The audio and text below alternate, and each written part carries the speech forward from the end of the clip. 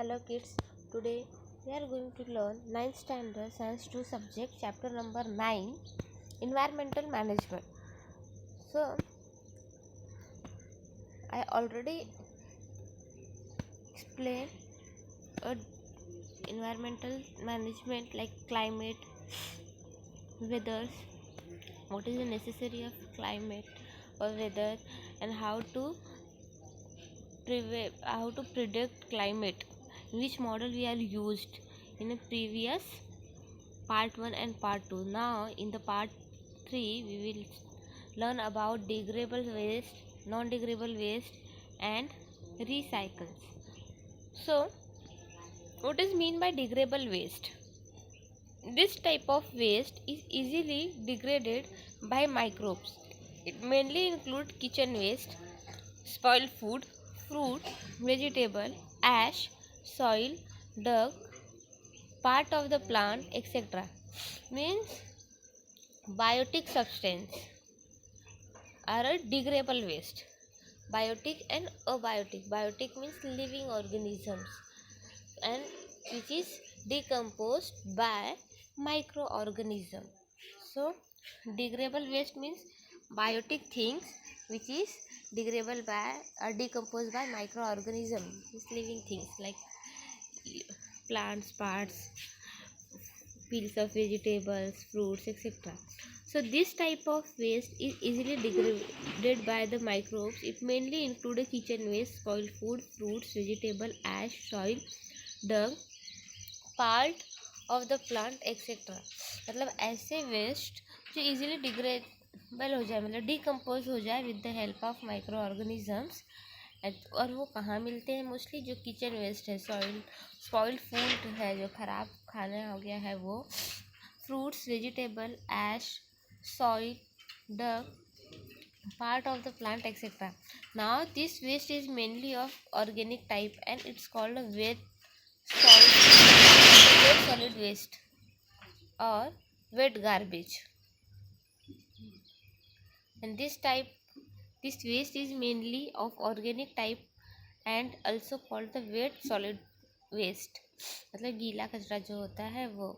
And if it is carefully decomposed, we can get compost and fuel of good quality from it. अगर हम इसे अच्छी तरीके से डिकम्पोज करेंगे तो हमें क्या मिलेगा? बहुत अच्छा एक कंपोस्ट खाद मिलेगा, फर्टिलाइज़र मिलेगा, as well as fuel in the good quality. So such a biofuel project have been started in many cities. ऐसे बहुत सारे शहरों में बायोफ्यूल के प्रोजेक्ट स्टार्ट हुए हैं ना. Non degradable waste means not abiotic substance जो इजीली डिकम्पोज नहीं होते, like plastic, thermocol, etcetera. So this type of waste is not easily degrade because it require a very long period of time and use of various technique. मतलब ऐसे substance जो easily degradable decompose नहीं होते हैं, अगर होते हैं तो वो बहुत ज़्यादा टाइम लेते हैं और बहुत सारे अलग अलग टेक्निक लेते हैं, टेक्निक से होते हैं decompose. So it include the plastic, metal and other similar material and this type of waste is called the dry solid waste और ड्राई गार्बेज. और ऐसे वेस्ट को क्या कहेंगे हम लोग? सूखा कचरा, लाइक प्लास्टिक वगैरह. Now make a list of various material and article in your area and prepare chart as follow. So material, plastic bottle degradable, no वो डिग्रेडेबल नहीं है, प्लास्टिक डिग्रेडेबल नहीं है. Non degradable, yes it is non degradable substance. Recycle होता है, हाँ plastic recycle होता है. रीयूज होता है एंड टॉक्सी भी है. टॉक्सी मीन्स पॉइजनस ना. अगर इसके बदले हम पील्स ऑफ वेजिटेबल्स लेंगे सो डिग्रेडेबल, तो वहाँ पर आएगा येस. नॉन डिग्रेडेबल तो no. Recycle no. Reuse no. Toxic yes. Now harmful effect of solid waste. Harmful effect of solid waste means solid waste का हार्मफुल इफेक्ट क्या क्या होता है. So effect on biodiversity. Effect on biodiversity means what? Different types of living things. So solid waste का effect सबसे ज़्यादा किस पे होगा? Biodiversity, different types of living things पे होगा. So harmful effect of solid waste on a biodiversity, bad order of waste, कचरे का बहुत गंदा स्मेल आएगा, production of toxic gases means poisonous gas produce होंगे, degradation of natural beauty degrade होगी, ख़त्म होने लगेगी, एयर पोल्यूशन होगा, वाटर पोल्यूशन होगा, सॉइल पोल्यूशन होगा, एंड स्प्रेडिंग ऑफ डिजीज, और कचरे की वजह से डिजीज भी स्प्रेड होंगे।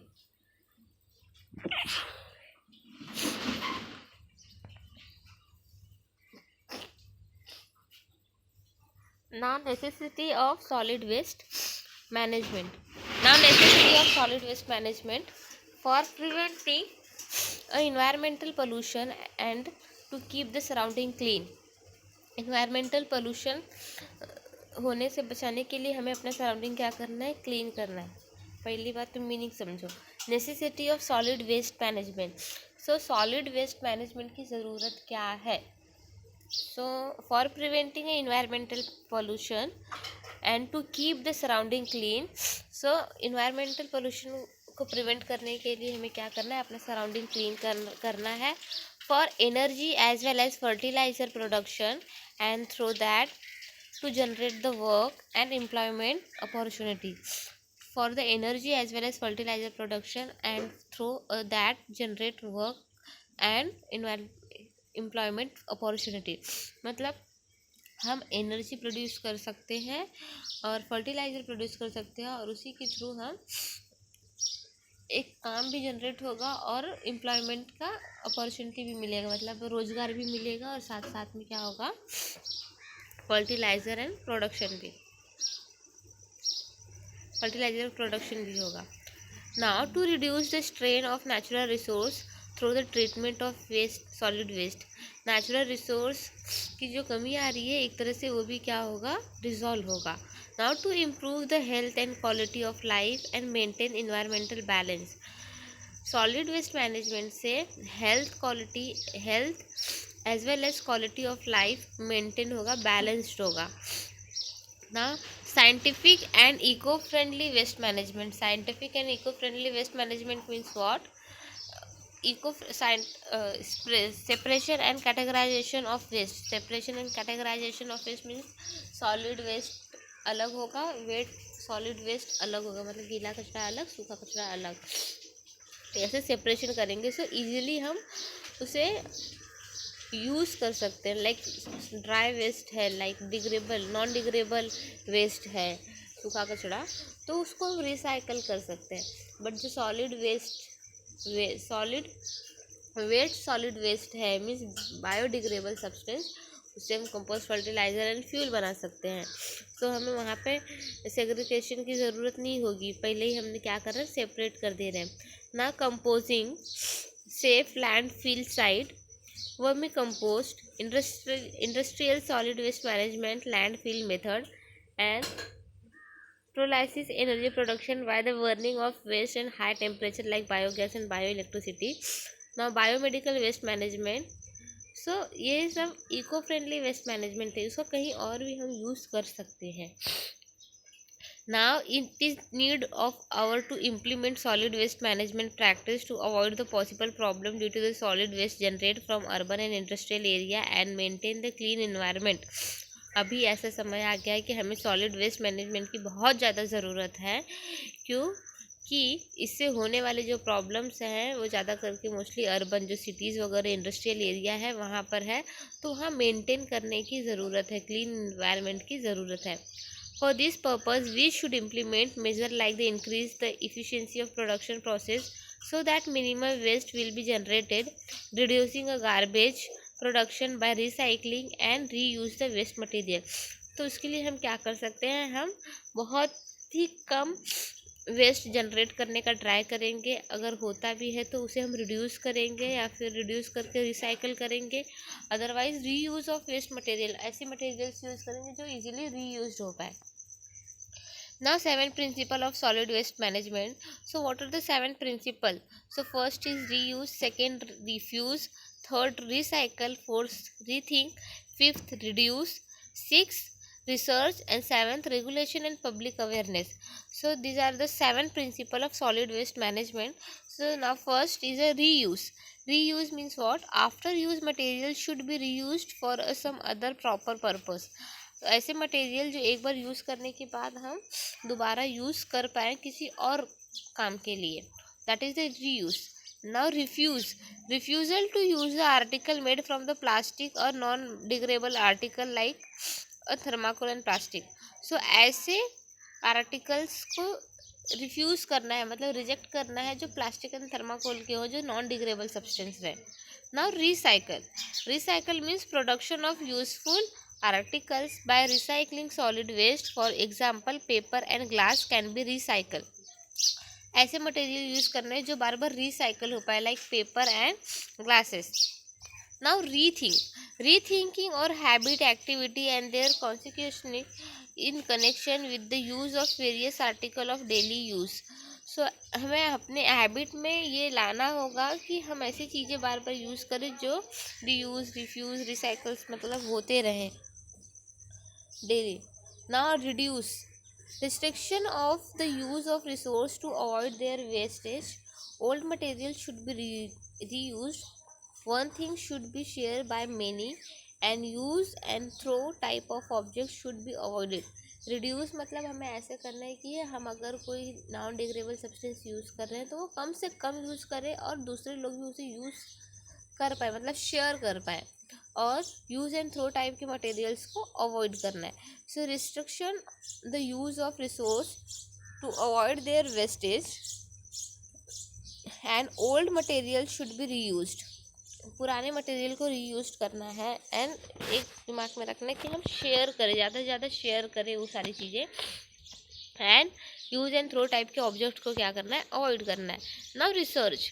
Conducting a research related and reuse of material that are the temporary out of use. Conducting a research related to reuse and material of that temporary out of use. ऐसे material जो हमें research करने हैं जो out of use है. Now regulation and public awareness. Following the law and rules related to the waste management and motivating others to do the same. मतलब हमें public awareness, सबको ये बताना है, अवेयरनेस फैलाना है कि सॉलिड वेस्ट मैनेजमेंट से रिलेटेड जितने भी रूल्स एंड लॉज हैं वो सबको पता होने चाहिए. Now there are 3R mantra.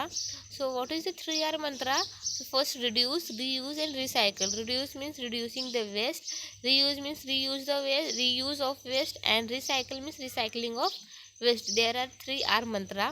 Now throwing a plastic wrapper and chocolate wrapper, ice cream, biscuit etc. into the dustbin, avoiding a littering. यहाँ वहाँ फैलाने, लिटरिंग मतलब फैलाना, यहाँ वहाँ फैलाने के बगैर उसे हमें क्या करना है, डस्टबिन में डालना चाहिए. Now avoiding the use of plastic bag and instant using a cloth bag और bag prepare from the old sari, bedsheet, curtain etcetera. Plastic bag avoid करके हमें पेपर के बने बैग, साड़ी के बने बैग, बेडशीट के बने हुए बैग वगैरह कर्टन जैसे यूज़ करने हैं. No using both the side of the paper and writing. Reuse a greeting card and gift paper. Paper के दोनों साइड हमें यूज़ करने हैं और री यूज़ करना है greeting cards and gift papers वगैरह के लिए. Avoiding use of tissue paper and preferring to use a one's own handkerchief. Tissue paper avoid करना है और हमें क्या करना है, हैंडकरचीफ, रुमाल वगैरह यूज़ करना है against of tissue paper. Using a rechargeable battery instead of lead battery. Rechargeable battery use करना है अगेंस्ट लीड बैटरी, जिससे चार्ज होती रहे वो बैटरी यूज़ करनी है. Now implementing various program of solid waste management and educating, encouraging the family and society in their regard. ऐसे बहुत सारे हैबिट्स हैं जो अपने अंदर इम्प्लीमेंट करना है, उसको प्रोग्राम करना है, सभी को अवेयर करना है, अपने फैमिली मेम्बर्स, आसपास के इन्वायरमेंट में सभी को अवेयर कराना है. Now avoiding use and throw type of article like pen, can, cold drink, Tetra Pak should be strictly avoided. जो मोस्टली अमूल दूध का पैकेट आता है टेट्रा पैक, उसे हम टेट्रा पैक कहते हैं। लाइक रियल का जूस आता है, जो जूस के कंटेनर्स आते हैं शॉप पे, मेडिकल्स वगैरह पे देखा होगा, तो वो टेट्रा पैक है। एंड कोल्ड ड्रिंक्स वगैरह के जो छोटे छोटे कैन रहते हैं वो सब भी क्या है, यूज़ एंड थ्रो टाइप के हैं। 2 रुपये वाले 3 रुपये वाले पेन रहते हैं, वो भी क्या है, use and throw type pen है। So these are all avoided और strictly avoided. Now there are a period required for degradation of waste. So degradation of waste कौन सी चीज़ें कितना ज़्यादा टाइम लेती है डिकम्पोज होने के लिए, डिग्रेड होने के लिए। So banana peel take 3 or 4 weeks, cloth bag take 1 month, rag it take 5 months, woolen stock it take 1 year, wood take 10 to 15 years for degradation or decompose, leather shoe 40 to 50 years, tin can 50 to 100 years, aluminium 200 to 250 years, certain plastic bag 10 lakh years, plastic bag 10 lakh years लेता है decompose and degrade होने के लिए। Then थर्माकोल्स infinite duration, मतलब वो imagine ही नहीं कर सकते कितना टाइम लेगा, इसलिए थर्माकोल क्या है, बैन है। The method of storing a solid waste, अभी मोस्टली देखा होगा कि सब जगह पे सॉलिड वेस्ट मैनेजमेंट के लिए ऐसे कंटेनर्स रखे हैं, वेस्ट एंड ड्राई वेस्ट, मतलब एक गीला कचरा एंड सूखा कचरा। और अभी तो मॉल्स वगैरह में देखा होगा 4-4, 5-5 कंटेनर्स रखे रहते हैं, जिसमें पेपर्स का अलग होगा, ग्लास का अलग, प्लास्टिक से अलग, मेटल से अलग, तो ऐसे अलग अलग कंटेनर्स रखे रहते हैं सॉलिड वेस्ट मैनेजमेंट के लिए।